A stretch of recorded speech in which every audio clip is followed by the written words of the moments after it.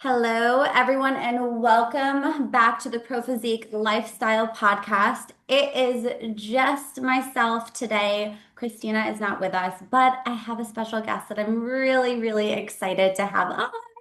Miss AnnMarie Lawrence, I am so excited to have you on. I have been following you for a while, and more was, I think, started with competitions. And I was like, well, she's gorgeous. Oh my gosh. And she has a brain. Like, she has a brain and a mouth that I really adore. So I'm so happy that you were in agreement to come on because you are just a wealth of knowledge and perspective. And the way that you deliver information, I feel like our listeners will really benefit from. So, Yay! I'm welcome. excited to be here. Yeah, I know. And we'll preface it. I'm a very no BS. Anyone listening, I'm a very no BS, cut straight to it. And there might be things that we talk about today that might make you feel something you haven't felt in a while and Yeah. maybe shift your perspective. And it's a good thing. It's a good thing to dive into. So I'm very Yeah. excited. We got a lot of taboo, juicy stuff to talk about Yeah. today. So I know. I love it. I always say, like, the things that we should talk about more are the things that make us uncomfortable. Like, yep. not too many people talk about like money, sex. And I'm like, this is what makes the world go round. Like, why Yeah. are we not conversating about the things? And if it makes you uncomfortable, like, you need to look a little bit inside first and be like, why does that make me uncomfortable? If Yes. I'm participating in these things and it's part of my life, shouldn't Yep. I be able to embrace it in a more comfortable way? Yeah, Yeah. so I'm so excited. So tell us and the listeners, I know a little bit about you, but I guess start us off with like, how did fitness become in your world? Like, you can do a brief synopsis, but Yeah. how it came into your world and made you who you are today. I mean, you're a business owner, you're a pro bikini competitor. So tell us a little bit about that starting point. Yeah, I've always been athletic ever since I was a kid. Loved gymnastics, softball, you name it, I was into it. I was just always an athletic kid. But as I graduated high school and shifted into more of the workforce, because I did college, but it was all online school, so it's not like I had to physically be there. I my priority shifted and I wasn't moving as much and I wasn't taking care of myself. And then in your early 20s, you fall into the drinking and the eating crap and whatever's convenient because you're just trying to make money and kind of figure out who you are. And so I really fell into unhealthy drinking habits more than anything personally. I also come from a large Italian family that loves a good drink. So it was just kind of normal. It was just normal for me. And there was a point where I was drinking 7 nights a week. My mental health was just absolute trash. My hair was falling out. I was so stressed.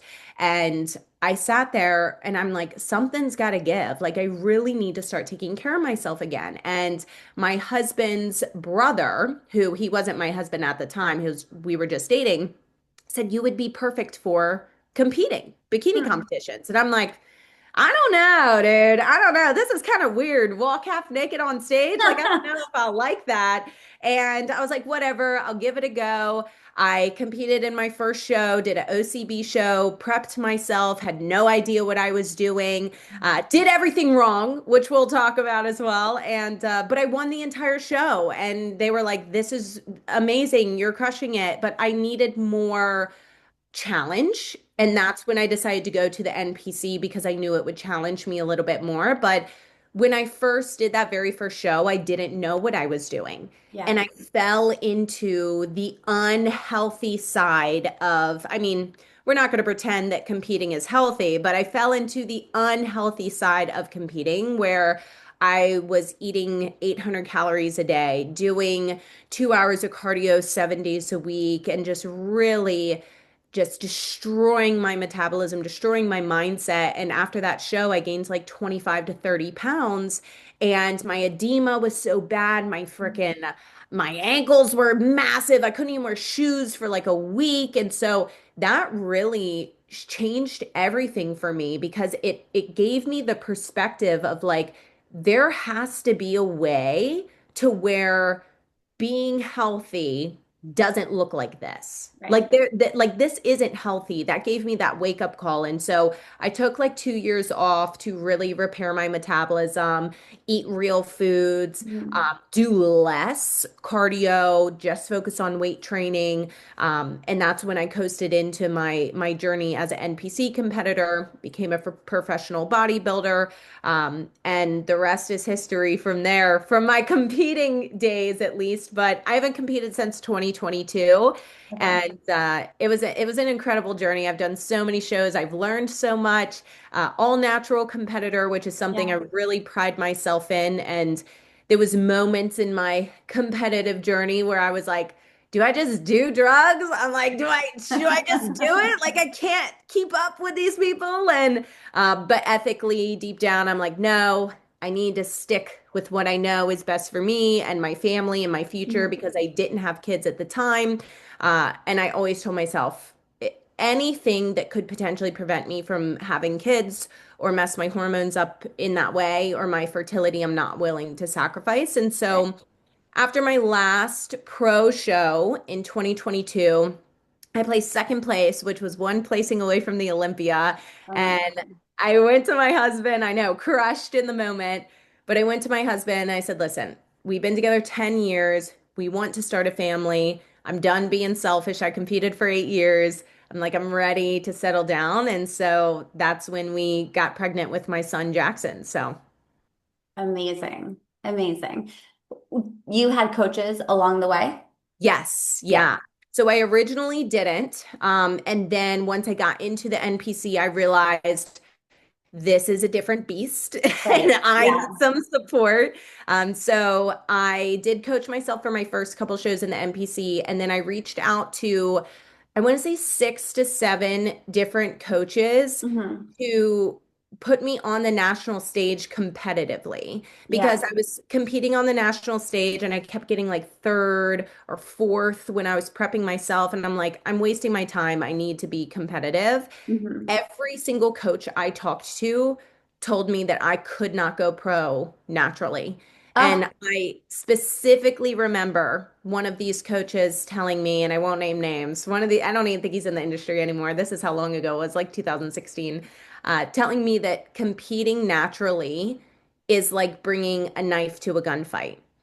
And Paul was the first coach I talked to that was like, dude, you got it in the bag. We make a couple changes yeah. and this is easy. And I did a national show with him. I mean, I did a regional show with him, then a national show with him, and got my pro card just like that. Amazing. Yeah. Yeah. That's So, awesome. Was his, so throughout that entire thing, you're obviously building up your relationship with food yeah, and learning along the way. What do you feel was the best kind of approach for you where you were like, okay, this is a little bit more sustainable. This is this, yes. and also, how were you able to rid of the first experience? That was tough. Yeah. Yeah. I, I think for me, because I also was an in-person personal trainer, I'm Okay. also a nutrition specialist. Yep. So I have a background in nutrition. I have a background in training. I Yeah. think for me, I always knew there could be like this lifestyle balance to competing, but Hmm. I think the industry's noise was just so loud with the meal plans and you specifically have to eat tilapia and asparagus on peak week. And like, it's just the noise in the industry was so loud that I didn't believe there was a way to have Yeah. that balance where you don't need a meal plan. You don't have to be so like, I mean, you still have to be rigid when you're competing, like with portions and weighing your Right. food and tracking. But like if I wanted to go out to eat with my husband, I could still go out to eat with my husband even though I'm on prep. I just had to be a Right. little bit more intentional. And so I think Paul's approach gave me the permission to compete Mm. in a way that gave it a little bit more freedom than just the rigid like egg whites, tilapia, asparagus, egg whites, tilapia, asparagus. And so Right. that made me um like honestly, it shifted my perspective from like a scarcity mentality around Yeah. food to more of an abundance mentality around food. Like I can have it, so I'm not going to like crave it or feel like I need to binge it, you know? Yeah, yeah.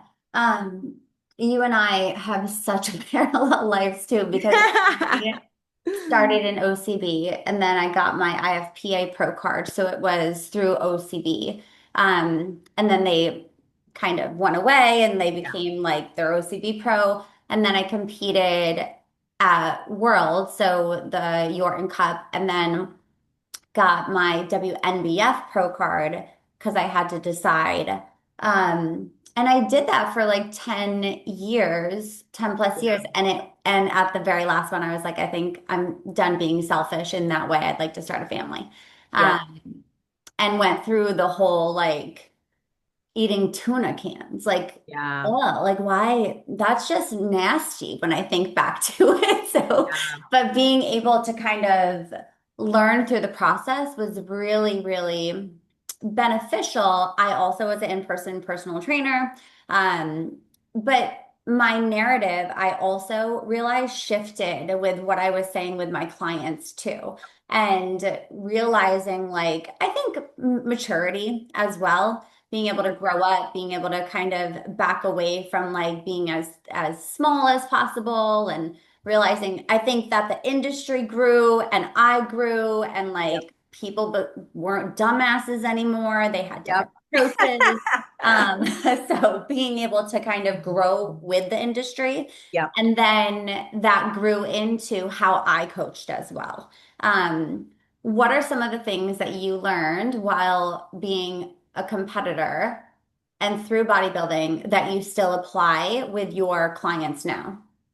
I think the biggest thing for me personally that I will take for the rest of my life is the discipline, is the Yeah, ability to do things when you don't feel like doing them. yeah, Because when you're competing, you don't have a choice. Sick, tired, sad, someone passes away, you're having marital issues, what it doesn't fucking matter. right. You still need to show up. And Mhm. that mentality will stick with me for the rest of my life because even in this season where I'm just living a healthy lifestyle, which we'll Mhm. definitely talk about the Yeah, shift because there's a that big shift. shift Yeah. between competing and just living a healthy lifestyle. But even now, like there'll be days, and I tell my clients this all the time, especially right now in the winter, I don't feel like doing nothing. It's Hmm. cold. I'm tired. I'm like, I want to hibernate right now. Yeah, It's like I yeah, don't want to do it. yeah, And we still need to show up.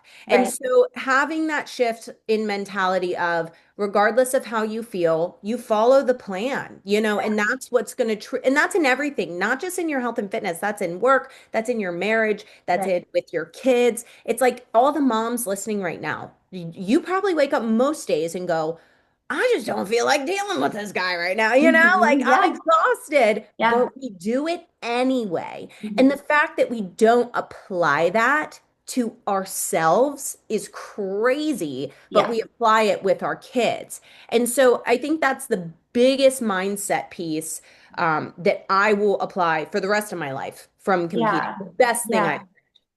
Yeah, I often feel that we get too wrapped up into the feelings, but your yeah, future self has no feelings. Yeah, your future correct. self doesn't give a fuck about your feelings, like Mhm. right now. Like your future self is like, could you do something for me, please?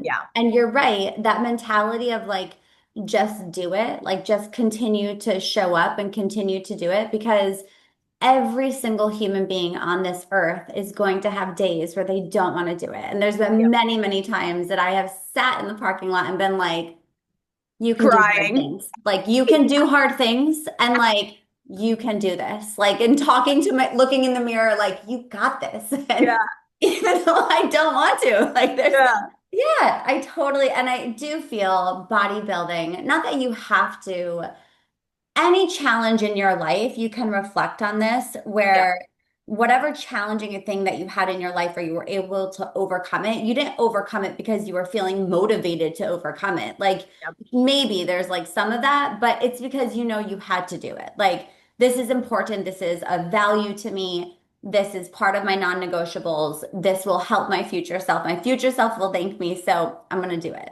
yeah. Yeah. And it's the Bodybuilding same teaches thing. that.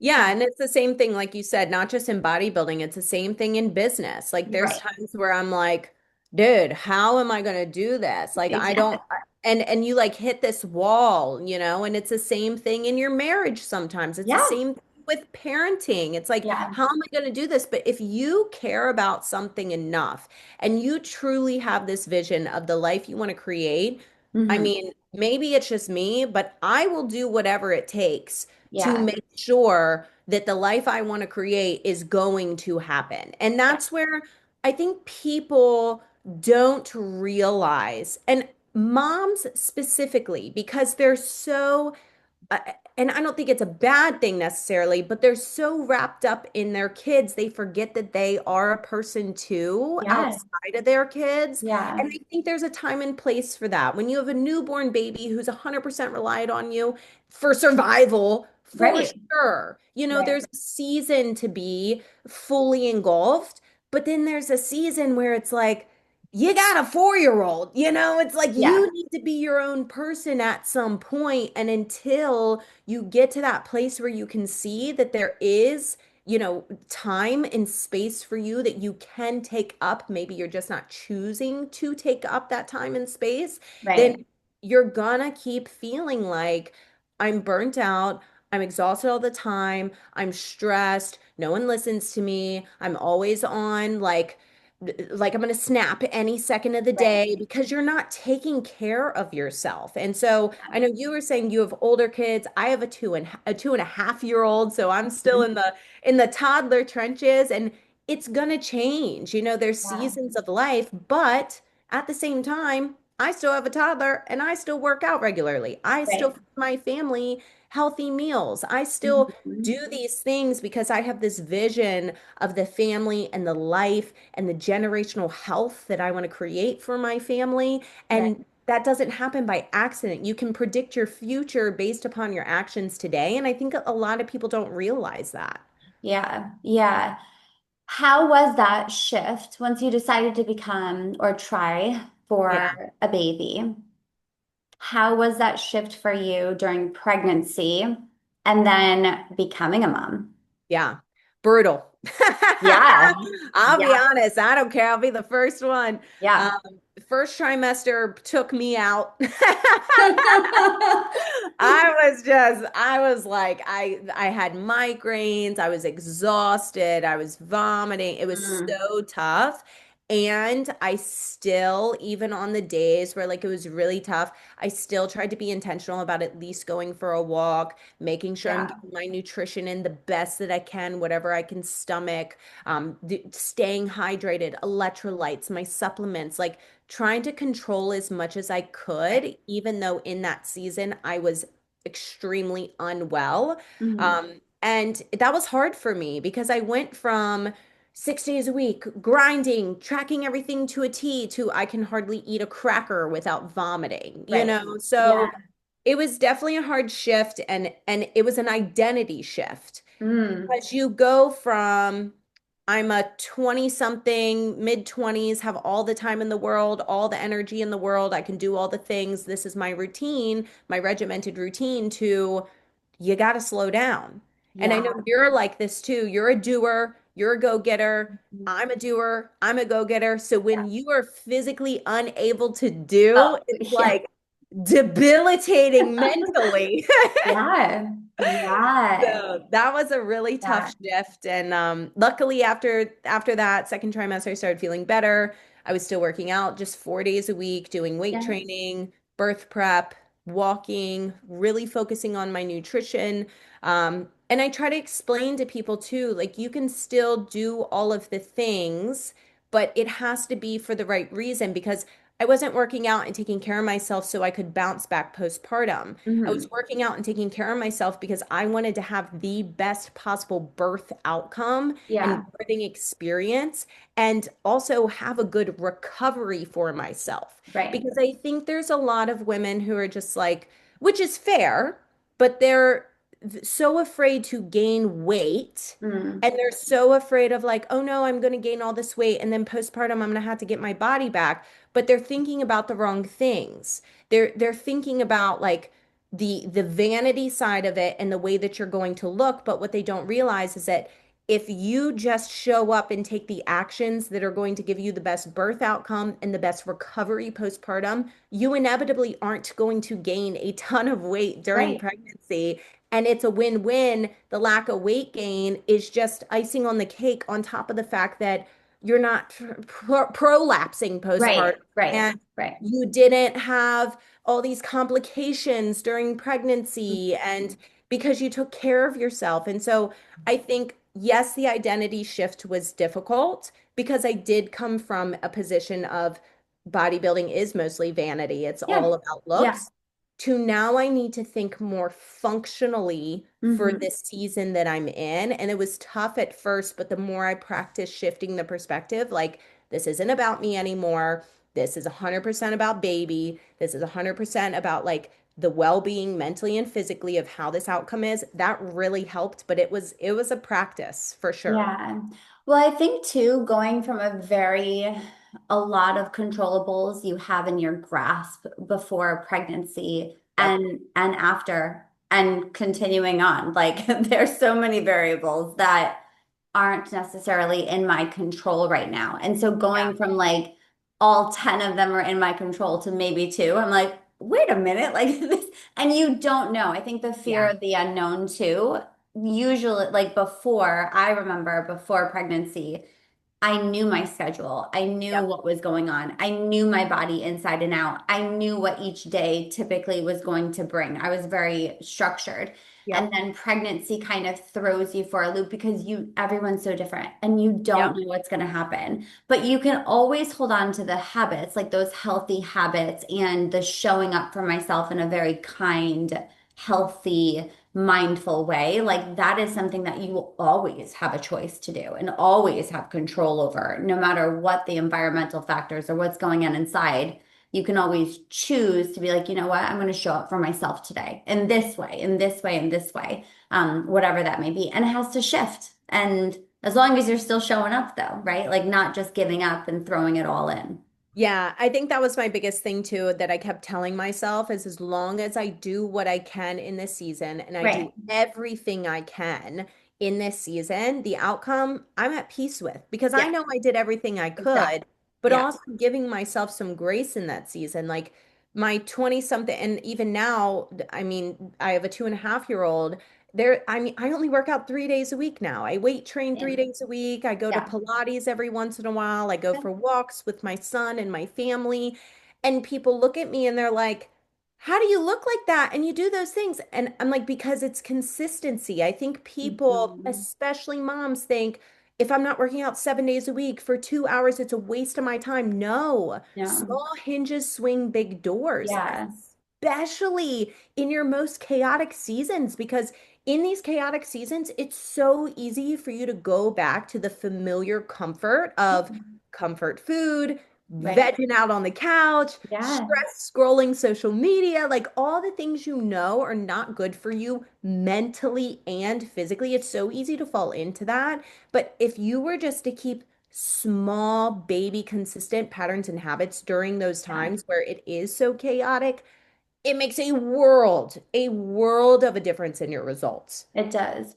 It's very, and my husband and I say this a lot because I too only work out 3 times a week. Like Yep. if I get to go to the gym and I do a lot of walking, I do a lot of just like gentle movement, I do hot yoga, like it's a huge shift from that bodybuilding kind of era that I was in.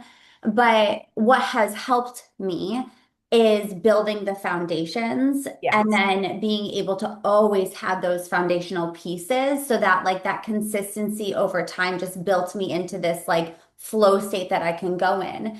And I Yeah. think that's hard for people to wrap their head around because they think, oh, not too many times consistency is celebrated, right? Yeah. Like the big changes are celebrating, but someone who's just been showing up for themselves for decades, like, and has been able to maintain and can be a little less like, reserved with their workouts and things and still maintain, that's not as celebrated, but it should be.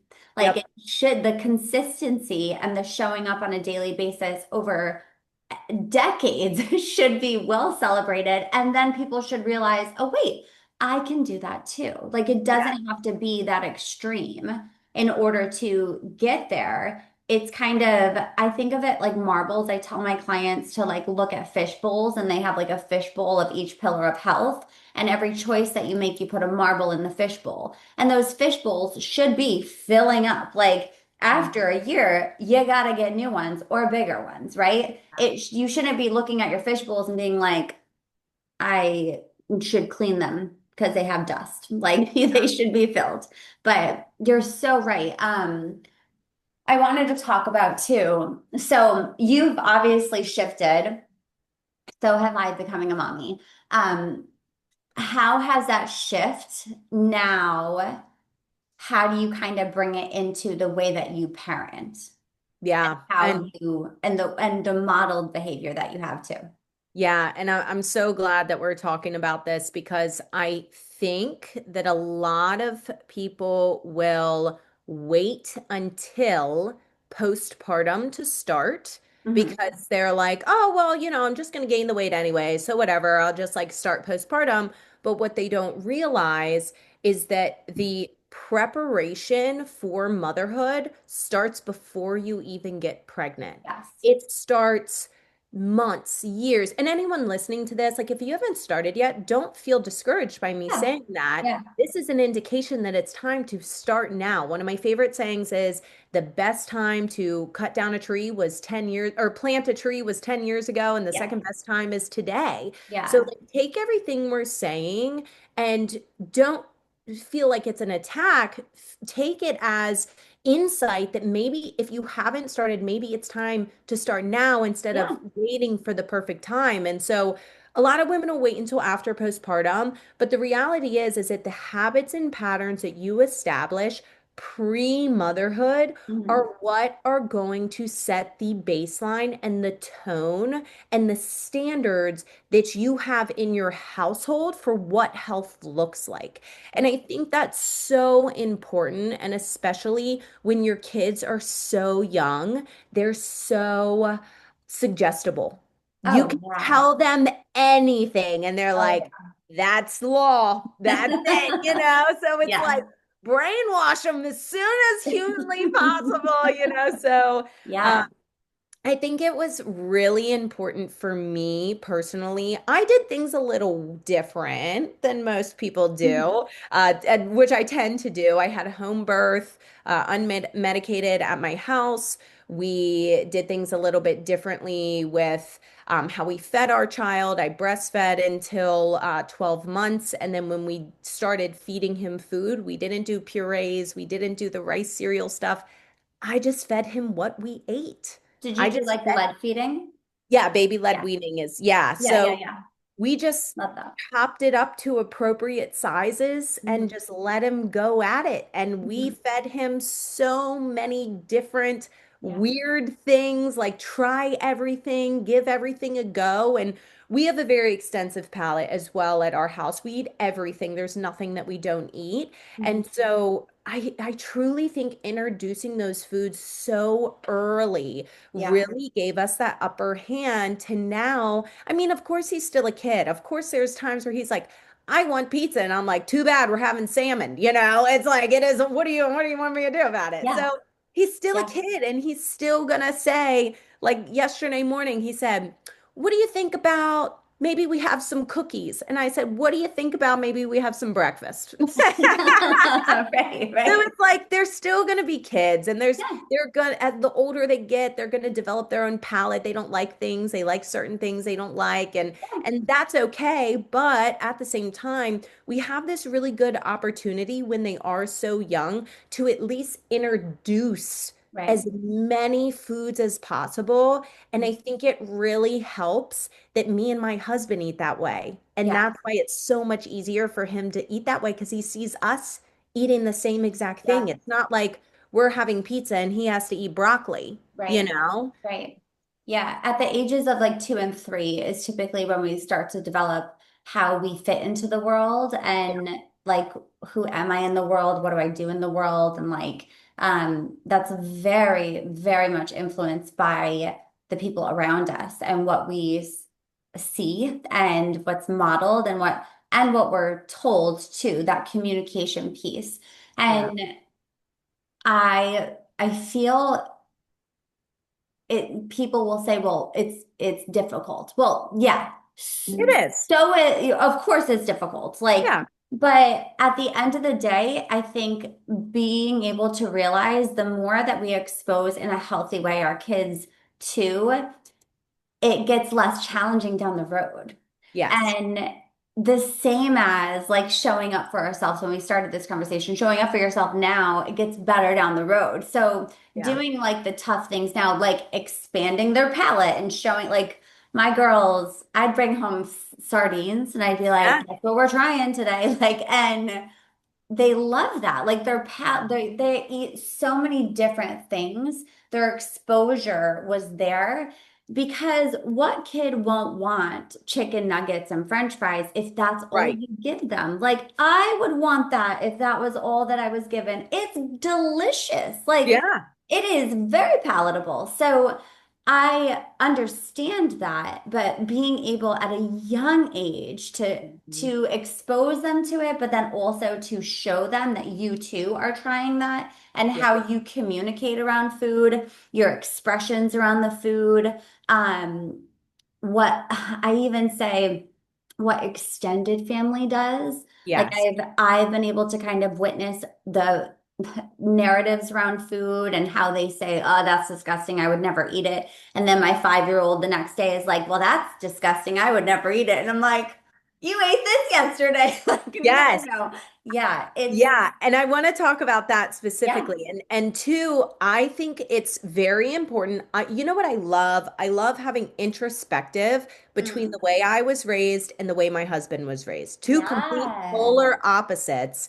I was raised in an environment where we ate everything. I mean, Yeah. I was 6 years old eating escargot and Caesar salad with extra anchovies on top. Like that, Awesome. that was the environment I was raised in. My husband was raised in an environment of chicken nuggets, mac and cheese, Christmas Yeah. tree little Debbie's, Yeah. and you have a Coke every day when you come home from school. And so, Yeah. two very different people raised very differently. And Yeah. my husband said the hardest thing for him growing up and becoming an adult was like actually trying new foods and Mm. being okay with eating more than just the sugar, the crap. And Right. then the craziest thing, so my husband has ADHD. He also was on tons of medication as a child. He was on anxiety medication, depression medication. That's a whole nother conversation I'm not Mm. very happy about. But he was Yeah. on Ritalin as a child, and they just heavily medicated him. And as we developed our relationship, I said, how open are you to weaning off these medications? Because when you take them consistently, you're a vegetable. Like you don't Right. have a personality. I Right. don't like it. And he's like, yeah, I'm open to it. So we cleaned up his diet. We weaned him off his medication today. I mean, we've been together 12 years. He hasn't taken medication in 9 years. And Yeah. he's fully functioning, owns two companies. I mean, of course, his ADHD ticks sometimes. I'm like, what was that? But it really does make a night and day difference, the foods that you're consuming and how good it makes you feel. And he'll even say in our wedding video, he even said, he's like, I'm so grateful that you've introduced me to a healthy lifestyle because it's Mm. changed the way I live. It's changed the way I feel. It's changed the way I think. And so the other day, he said something. I was making salmon bowls. He said something like, I don't like cucumber. Let me tell you, my son's favorite food is cucumber. The second his father said, I don't like cucumber, all of a sudden Jackson's like, I don't like cucumber. I don't want it. Yeah. And Yeah. so we have to be very careful and like not to a place of where it causes you distress to think about Right. it too much, but we have to be very choice at what we say, how we describe food, how we present food to people. And I think especially as mothers, and you have daughters, I have a son, so it's a little bit different because I feel like for sons, they look more to their dad for Mm. approval. And for daughters, I think they mimic more of their mother's Yeah. actions. Yeah. Um, and so for a mother to a daughter, we have to be really careful with like, oh, we don't eat that because it's going to Yeah. make us that. Or Yeah. like mommy's on Yeah. a diet, so I can't have that. Like we have to be Yeah. very intentional about how we present nutrient dense foods to Yeah. our children. Yeah. Yeah, this has been like, I mean, I've done it since they were both born, but I'm Yeah. also a type 1 diabetic. So that throws such a little bit of a curveball for Yep. me to be able, and I taught them at a very young age all about it and showed Yep. them like this is mommy's medicine. This is why I take the medicine. This is my pump. This is my blood sugar. Do you want to test your blood sugar? Like making it not be this weird thing. It's just Yeah. a part of who mommy is and it keeps mommy alive. But also a huge part of that is food. Yeah. And so that was always something where I am hyper aware of it, I feel, because of that. But then when my husband and I decided to have children, I really did say, like, what are our intentions here with these human Yes. beings we're bringing into this world? Like, Yeah. what are we trying to do here? Because let's face it, there are a lot of not so great human beings, and like I'm not about to bring a not so great human being in the world. Like I'd really Yeah. like to have one that's going to be solid as we can help it, I'd really like to have and a good one. just a good human. But he was like, our intentions are obviously to help them to thrive. Like I am. I'm helping an adult at this age even now when they were born they turn into an adult, so when I can help them to create these habits and these narratives and these mindsets and these patterns of eating and moving Yep. our body and being in tune with our body, that carries into their adult life. And that's really powerful and a lot of pressure and a lot of responsibility sometimes it feels. But at the end of the day, and I know you work with a lot of individuals too and do this, but I am helping adults unlearn Yes. behaviors and patterns that I wish that they didn't learn when they were younger. So if Yep. I can help my daughters to have less to unlearn, I'm going to fuck them up in some way or another. Yeah. Like there's We going to all be are. something. We We all all are. are. The jury's still out. I don't know what's going on, but hopefully I'm doing a great thing. Yeah. But I don't want them to come to me or come to anyone else, right? And be like, I wish I never learned this. Yeah. I wish you taught me this, right? And it sounds like your husband was in that situation too, where he was like, thank you for educating me. Yeah. And you can see it from your perspective of like, I actually was educated or given the opportunity at least Yeah. to build on those patterns of what we were exposed to. 100%. I think we forget, or not always, but I think we forget that this isn't just like keeping little people alive, which, yeah, Right. of course, but you're molding who they will become. We're Yeah. molding their patterns and habits now. So, the same thing that I said earlier, where motherhood starts before you even get pregnant, Mhm. their adulthood starts when they're kids. Their Yeah. adulthood doesn't start when they turn 18. Like you are pre-designing how they are going to think, feel, Mhm. eat, live based Yeah. on your actions. And yes, sometimes kids listen, but the majority of time they're watching what you're doing. They're Right. following your patterns and habits.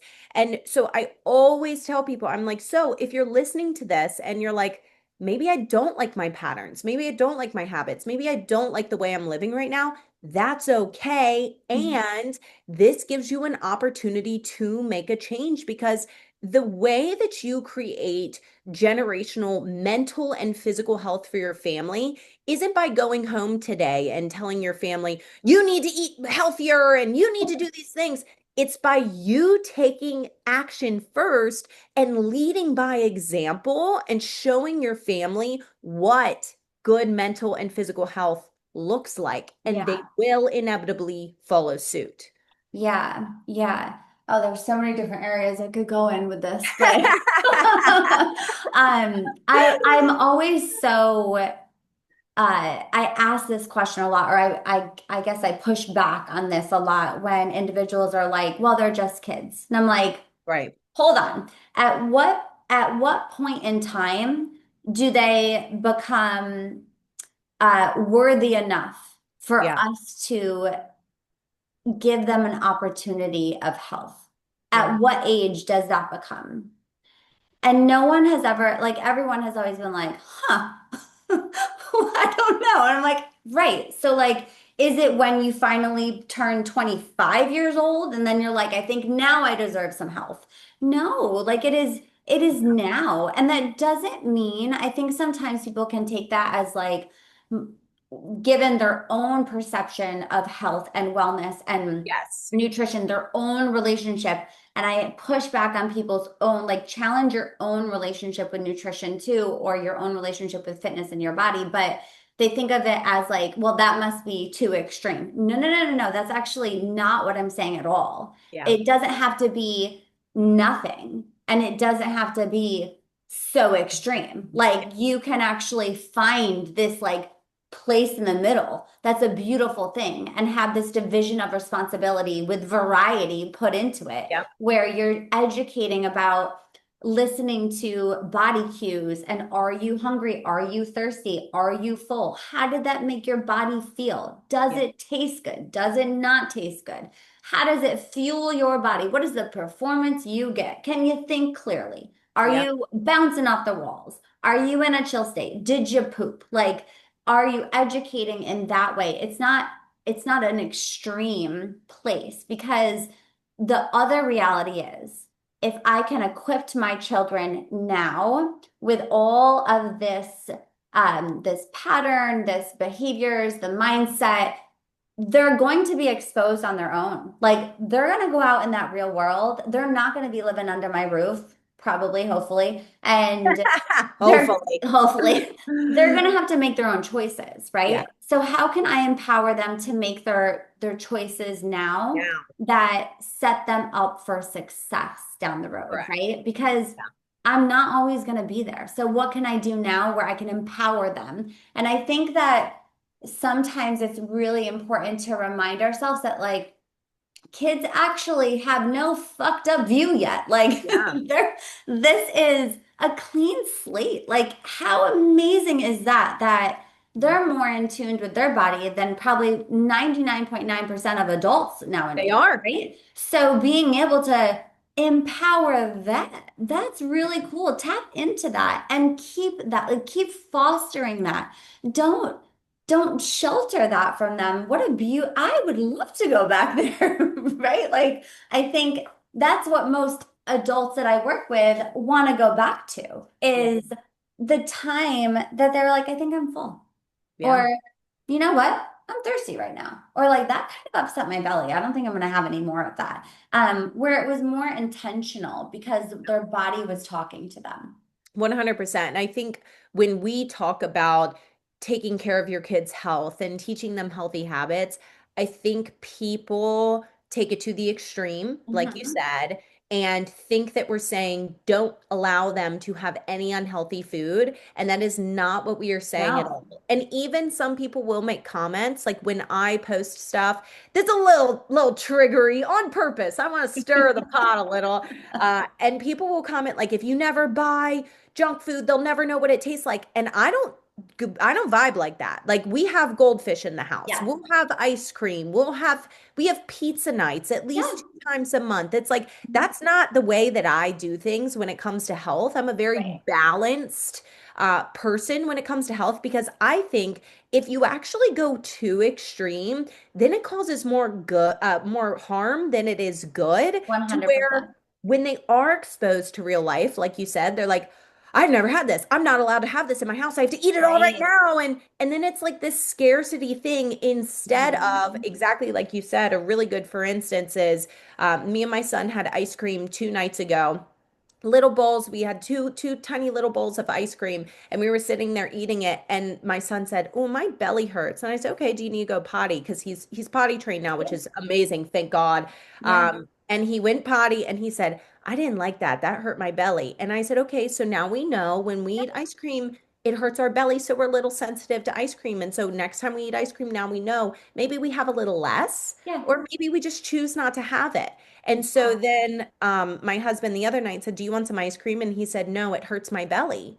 And so if a 2.5-year Right, old can understand cause and effect of right. how something affects and impacts his body, and then we have adults who are like, I know these hot Cheetos are going to make me feel like shit, but I I'm still know. going to eat them. It's like, Yeah, if we're teaching our kids how to have a balance and how, like you said, how food impacts us mentally, physically, emotionally as a whole, then now when you do send them into the real world, they can make their own informed decision instead of us feeling like control, control, control, right, control. You can't have that. You can, that's bad for you. That's going to make you fat. Like that's not what our intention is when we talk about health.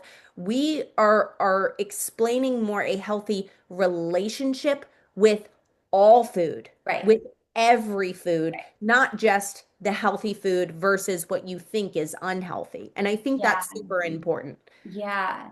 No, so my girls are 6 and 9. And so I mean, we have birthday parties, Yeah. we have all the things and I give them.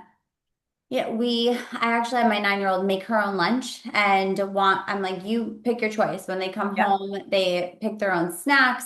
Um, Sometimes I'm like, what do you want for dinner? Like you choose. And Yep. it's pretty amazing to be able to see when they do pack their own lunches or like just the choices that they put together. Yep. Um, and giving like little things, teaching them that they can make their own choice and empowering them has been amazing to be able to practice now that they're a little older too. Yeah. Even with like Halloween, like that Halloween candy is out on our table. We don't say you can only have this many and that's it. It's been chilling on our table. So And like no if one they cares.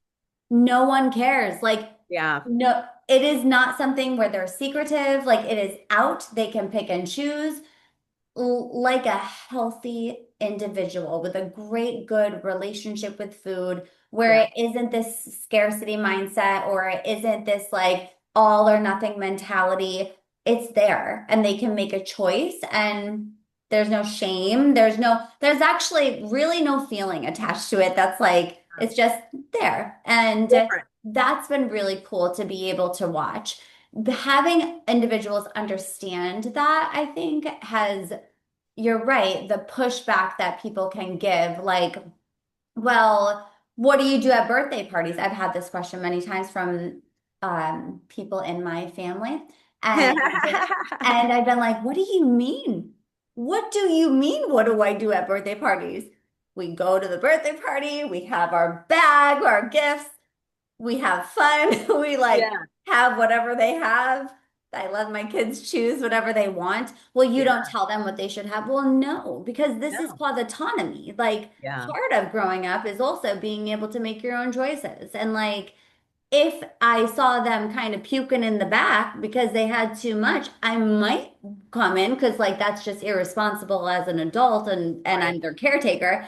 But no, like I'm part of it is also teaching them. And I would also say the language around it too. Like Sure. we are very quick to be like, to shut language down if it's not going to benefit them. So if someone's like, oh, I know too many things. I'm like, oh my gosh, there's nothing wrong with this. Like you, it's the holidays and you have cookies. This is fantastic. Thank you for bringing it. Like I'm Yeah. very quick to kind of pay attention because kids absorb everything. Like I said, they're Everything. trying to figure out this is a big world that I'm in. Yeah. Who and what is my guiding light? Yeah. And we are, right? Like parents, grandparents, it's going to become peers. And so if like in the very beginning, you are that guiding light, look at yourself and say like, is my light kind of dim? Like, could I change that light bulb out a little bit? Like, could I brighten this up? And then what are you exposing them to as a guiding light? And that doesn't mean restricting in any way, shape, or form. It Yeah. means involvement. It means division of responsibility. It means communicating in a way we don't say bad or good. We don't say like that's unhealthy. We say, how does it make us feel?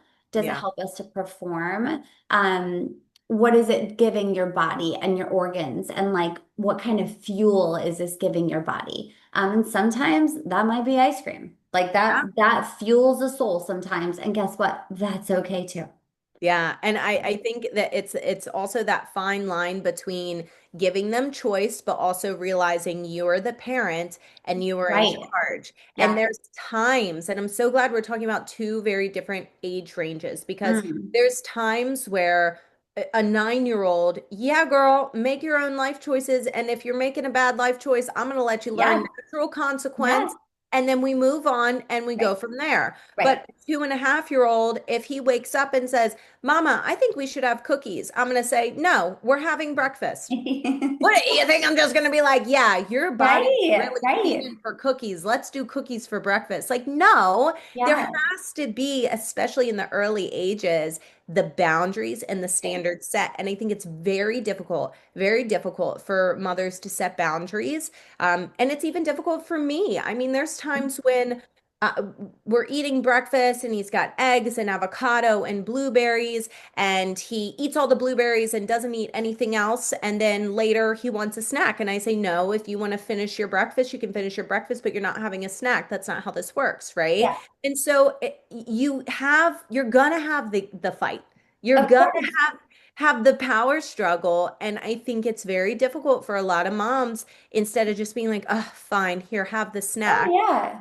holding the boundary. But what Right. we don't realize is every time you give in, every time you give in, you're also teaching them how to set boundaries. You're also teaching Yeah. them how to set standards and showing them that, like, hey, mom doesn't actually mean what she says. And so in the future, when you say this is how things are going to go, yeah, Right. they're not going to look at you as the authority because you give in every time they prod and cry and tell you they'd rather have cookies other than eggs, Yeah. Yeah. So yeah, Yeah. it's such a fine line and it's so age specific, you know? Oh, yeah, absolutely.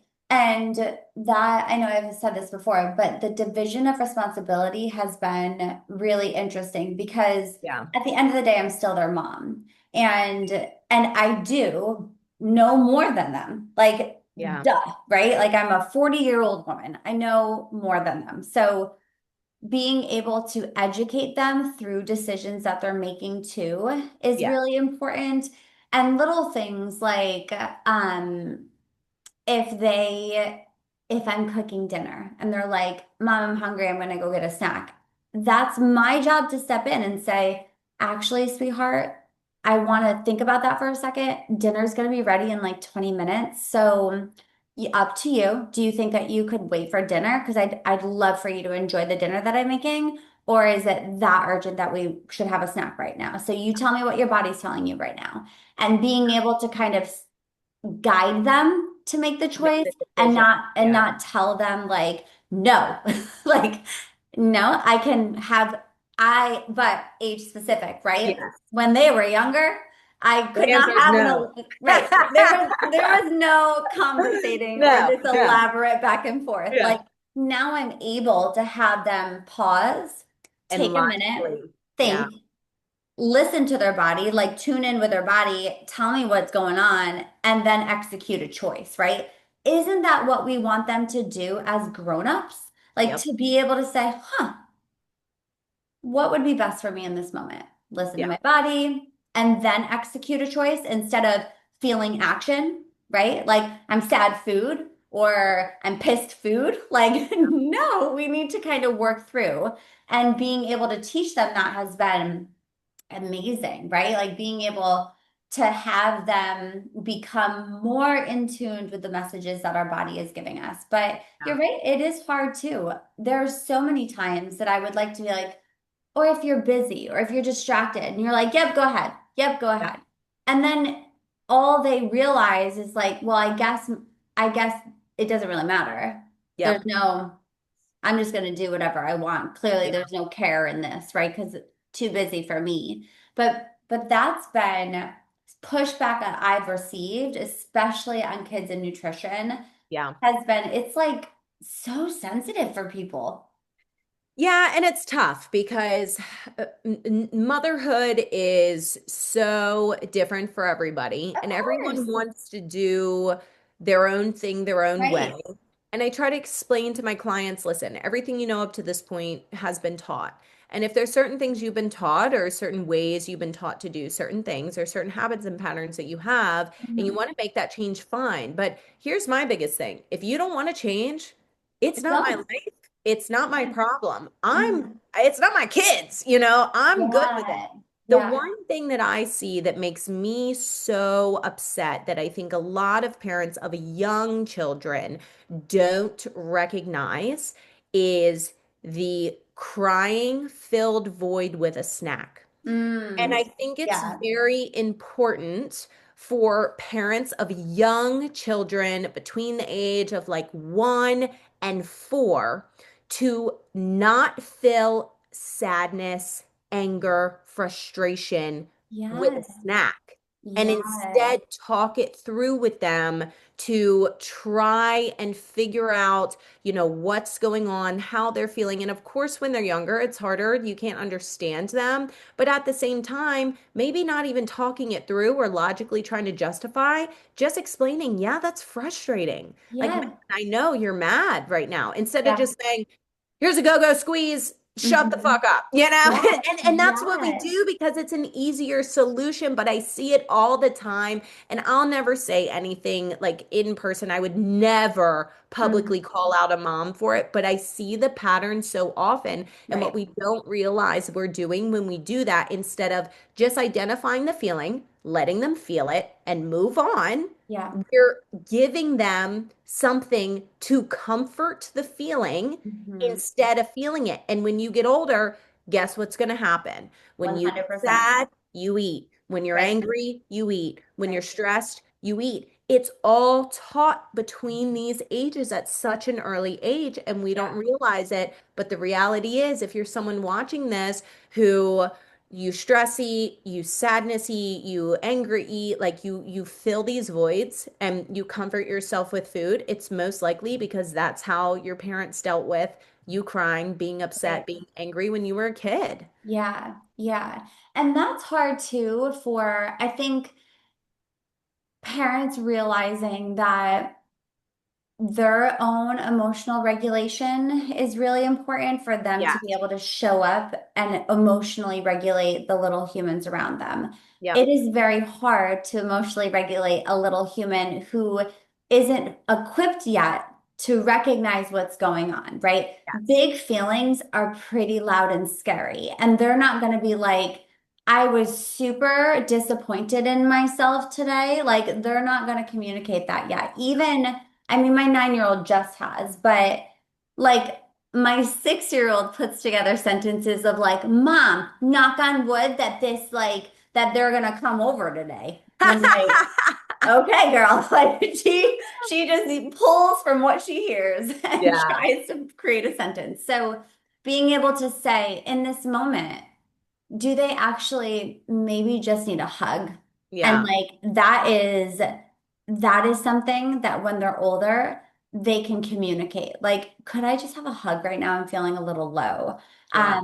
Or boredom is another thing that I see Yes. with a lot of parents. Yeah. And I have recognized that in my kiddos, if like it's a slow moving day and they're Yep. like not really doing too much and they're like, Mom, can I have a snack? And I'll say, oh, that's so interesting. Like we just had one a little while ago. Are you hungry? Are you thirsty? Are you bored?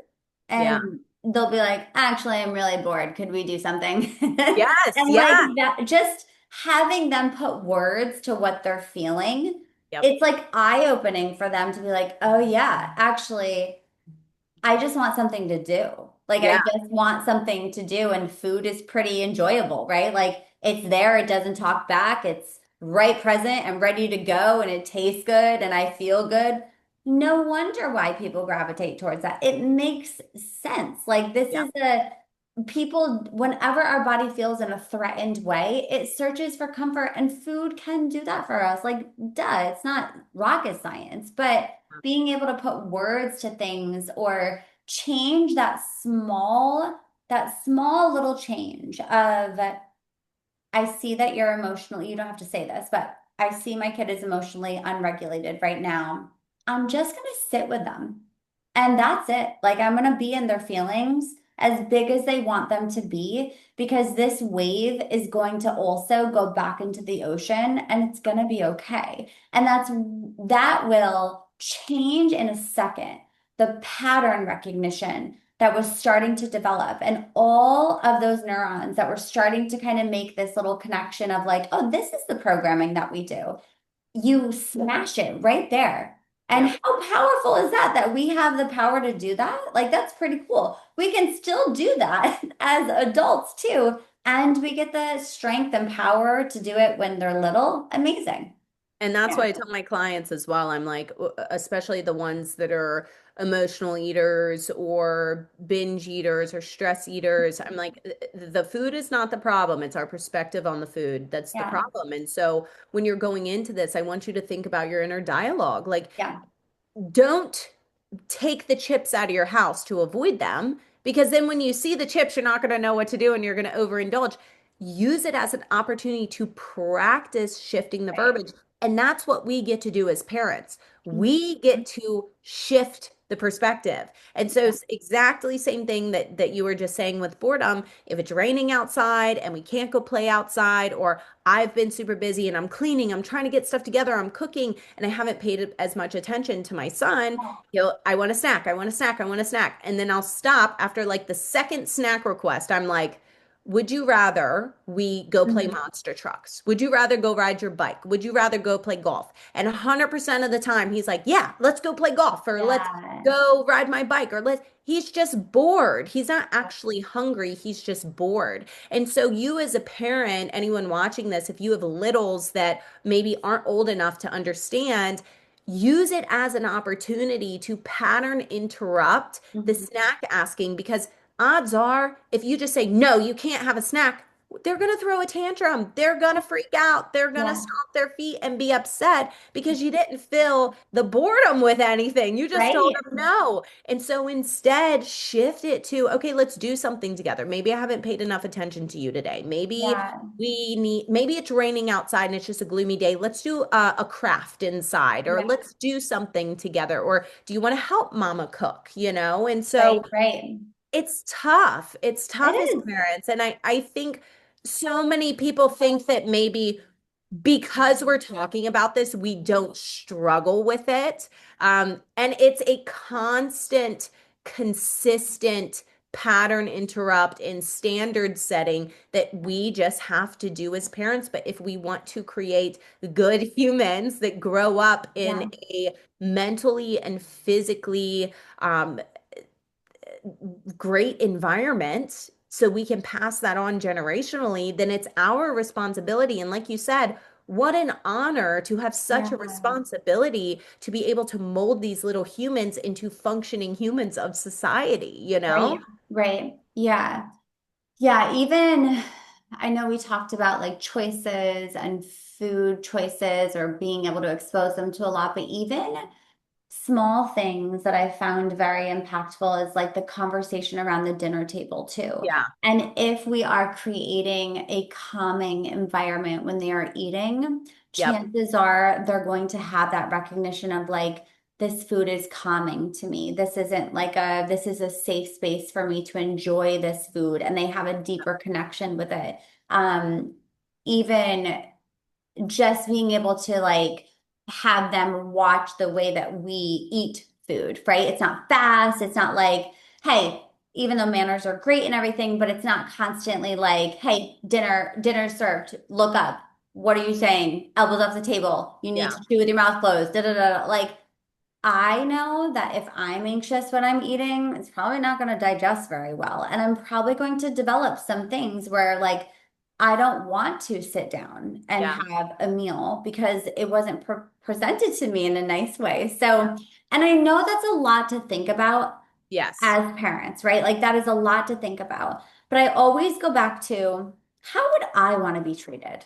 yeah, Like, how do I want to experience this? Like, and what are my intentions? Like, when I talked about like my husband and I naming the intentions, what are my intentions? That doesn't mean I'm always going to get it right. Like I'm No. going to fail and it's okay because guess what? I get to learn from that and I get to like still grow from that. I should be failing along the way. I should be making mistakes. Like this is how we grow and evolve. You shouldn't have this all figured out. Like I'm just talking about a 9 and a 6-year-old.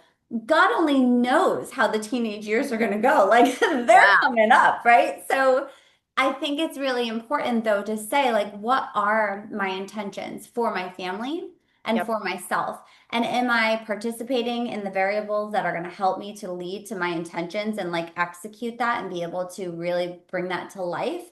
Yeah. Or not, right? Some days you may not be, but more days than not, I would hope that you are.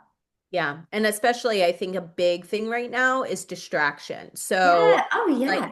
scrolling on your phone while you're, especially Yes. if you have little littles, scrolling on your phone while you're eating dinner and they're trying to eat, but you're not really eating, you're not Yeah. paying attention to them, having the TV on, like our Hmm. biggest rule. And my husband struggled with this in the beginning because when he is done with work, he's burnt to a crisp, and Hmm. I get it. And he's like, I just need to like laugh at something or like not I just need to do something. And I'm Yeah. like, okay, well, when you get home, you hang out with Jackson while I'm making dinner. That'll be your something. And then when we eat, phones have to be away, TV is off, no distractions, and Right. we have a conversation. And it's so funny because the first week, and my son, again, he's 2.5. So it's so funny the things that he says. Every day I ask him at dinner, how was your day? And he'll tell me we played monster trucks, I rode my bike, and he'll tell me all the things that he did. And so my husband started asking him now. And then one day, Jackson looked at him and said, Dada, how was your day? Did you have a good day? What'd you do Oh, today? And so then it's like, because I'm conversating with you, now you're learning how to conversate back. And I think that's yeah. so important, not just Oh, for yeah. food, but for connection with your Yeah. kids. Because especially as working moms or working parents, you Hmm. don't get a lot of time with your Yeah. kids. We're not with them 24/7. And so any connection you can build with them to show them that they're seen, that they're heard, that you care, even if it's stupid, like I played monster trucks today. Do Yeah. you think, like, who cares, you know? But I'm Yeah. showing him that, like, I'm interested in what he did. And then that's enough for him to spark a 2.5-year-old spark a conversation back. Right. Tells you a lot about the connections that you're building Yeah. during that meal time together with your family. So, yeah, I think time spent together is super, super important around food because you're teaching them, that food, yes, is food and fuel, Yeah. and it can be fun and all these things, but it's also connection, you Yeah. know. Yeah. Have you gotten pushback from family members or have they gone against you in any way, in like a sneaky way or anything like that? I'm pretty sure the majority of people who meet me are deathly afraid to go against me. So pushback, yes, but go against me, nah, they'll try, but no. Yeah. But a little bit, yes. So again, my husband was raised very differently Yeah. than I was with food, and I'll get the comments all the time. Oh, you're not, because when he was one, my 1-year-old does not need to be eating a ton of sugar. He's No. one. He does not need He cake. does. Yeah. He can't even talk. That boy is not eating a piece of cake. So it's like at some point I was a little anal about it because I'm like, my 6-month-old doesn't need an ice cream cone. Right. No, it's not happening. So in the very beginning, I was like, hey, we're just doing natural sugars until he's Yeah. old enough to be able to digest these things and builds the digestive enzymes to be able Right. to break this down. I also don't want a crackhead 1-year-old coming home at 6 p.m. that can't sleep. Like I'm not doing it. So I will get the comments now that he's older. We obviously allow him to have those things now Yeah. because he's exposed to these environments. He can Yeah. communicate now. And so the other day, even we were out and I gave Jackson something, a cake, a cookie, something for holidays. It was a Mm. pumpkin pie, pumpkin pie. And my father-in-law said, oh, he's allowed to have that? I said, yeah, it's pumpkin pie. Are you allowed to have it? because it's like, what do you mean? It's pumpkin pie. It's not mess. Right.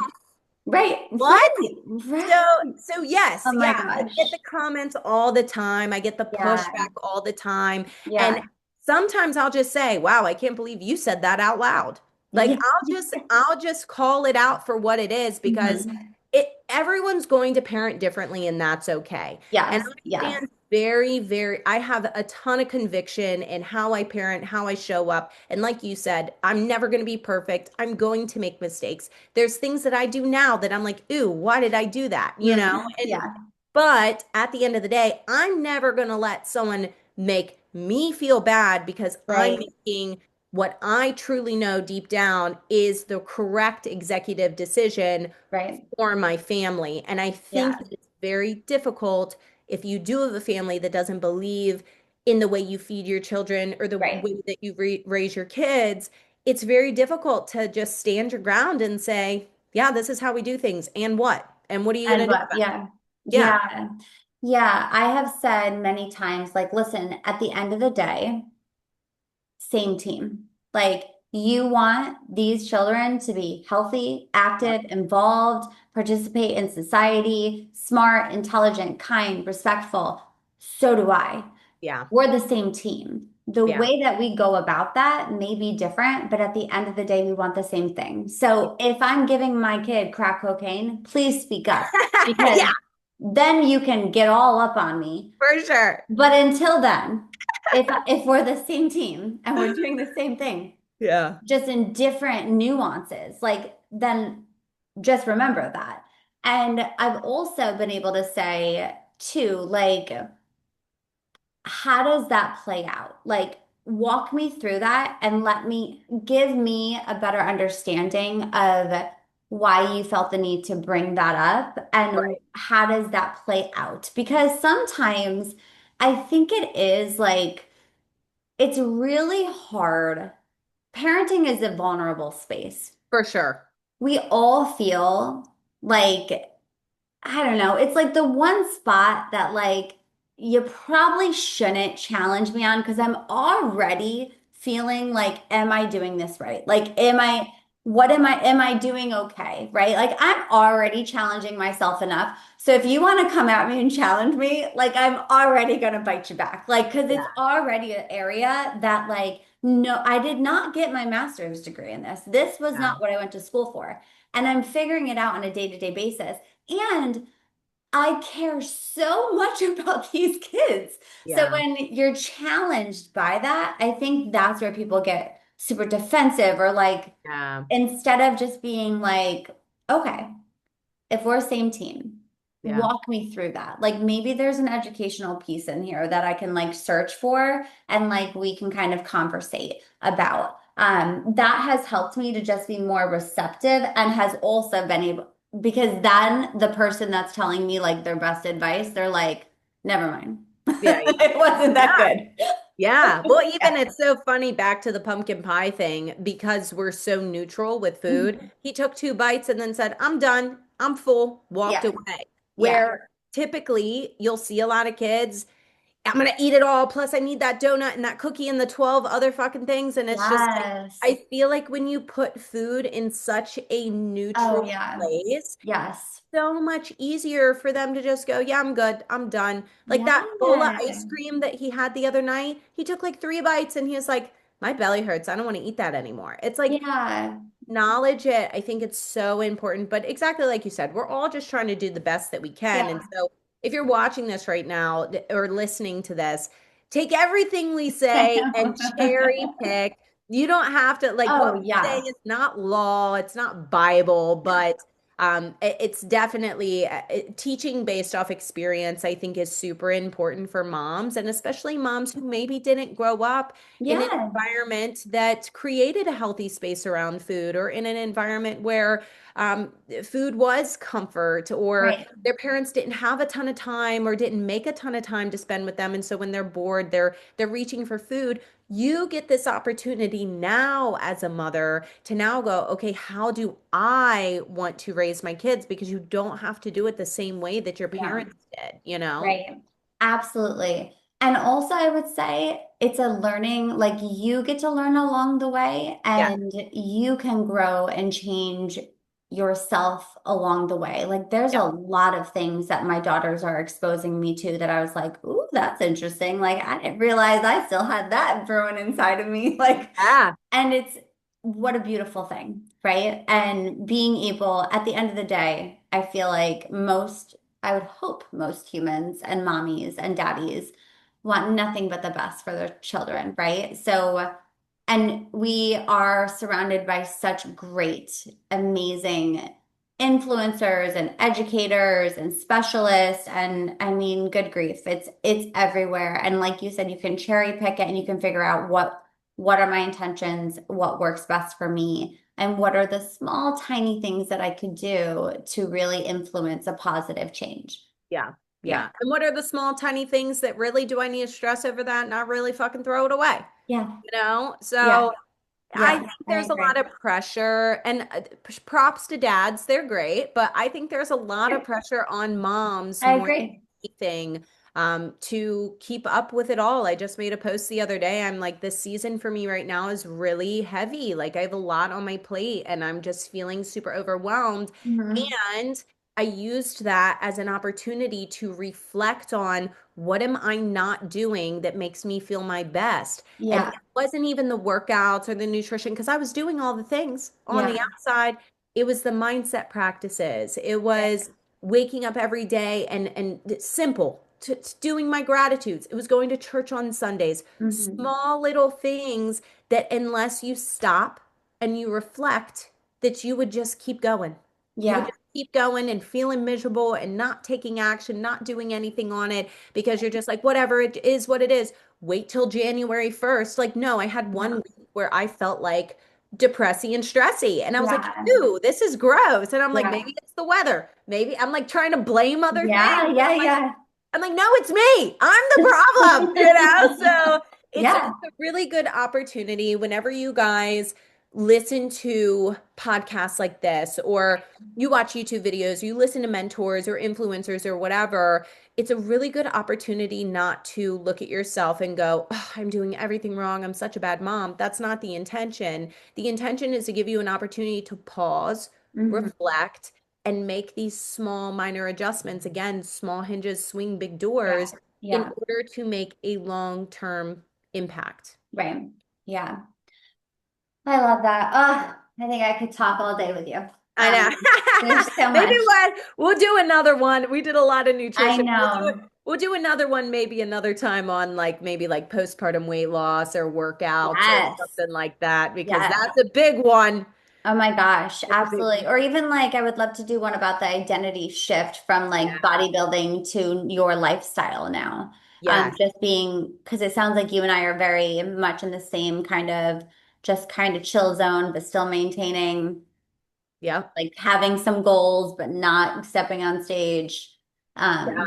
That would be fun to do too. Yeah, But if anyone's watching this yeah, and has ideas and you guys want to yeah. comment or send in suggestions, we would love to shit talk anytime. Oh my God. Anytime, anytime. Well, thank you so much. So Thank much for coming on. Where can the listeners find you? Yep, I make it very easy. All my social media is just my name, AnnMarie Lawrence _. There apparently is another AnnMarie Lawrence floating around that has zero posts, zero followers. I'm like, you're ruining my life. So I had to add the underscore. But yeah, AnnMarie Lawrence on underscore on Instagram, Facebook, YouTube, TikTok. You can find me anywhere. And again, I will preface this. I am very blunt. Yeah. I promised PG-13 for this You did well. podcast. But I'm very blunt. I'm very no BS on my Yeah, social media, but that's why people either love me or hate me. That's just who I I love am it. as a person, and I'm not changing for no one. So Don't, don't. Well, thank you so much. And like Anne-Marie said, if you guys have suggestions or things you would like for us to talk about, let us know. But have a wonderful day. see ya, girl. Thanks so much.